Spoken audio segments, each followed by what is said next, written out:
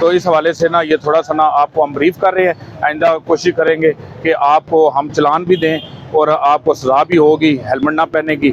और आपसे उम्मीद यही रखते हैं कि आपने हेलमेट एक तो पहनना है और जो सेफ्टी मेजरमेंट है वो पूरे करने हैं। ये देखें जी, ये हेलमेट है, ये बिल्कुल गैर मियारी है।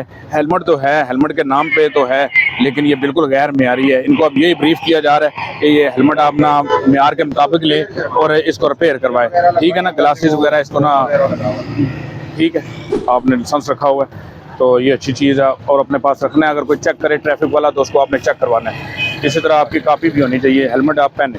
ठीक है ना, ओके, खुदा हाफिज़। अस्सलाम वालेकुम जी। आज हमने ये 22 नंबर ना खड़े होकर ये पब्लिक सर्विस व्हीकल के मतलब आज ना लोगों को ब्रीफ किया है और उनसे ड्राइविंग लाइसेंस, उनसे फिटनेस सर्टिफिकेट और रूट परमिट के हवाले से उनको ब्रीफ किया है। जिन गाड़ियों के पीछे सीढ़ी लगी हुई है जो आवाज़ पैदा करती है, उनके हवाले से मोटरसाइकिल जो विदाउट हेलमेट है या जिनके पास गैर मियारी हेलमेट है, जो सेफ्टी मेजरमेंट को पूरा नहीं करते, उनके हवाले से आज ब्रीफ किया गया है। और साथ साथ ही हमने ये टैक्सी ड्राइवर जो कि उनके पास मुकम्मल फिटनेस होनी चाहिए, पैसेंजर को लेकर आना जाना करते हैं, पैसेंजर को बिठाते हैं, उनको ब्रीफ किया है कि उनके पास पैसेंजर की जो लिमिट है वो एक्सीड ना हो और छत के ऊपर सवारियाँ ना बिठाएं।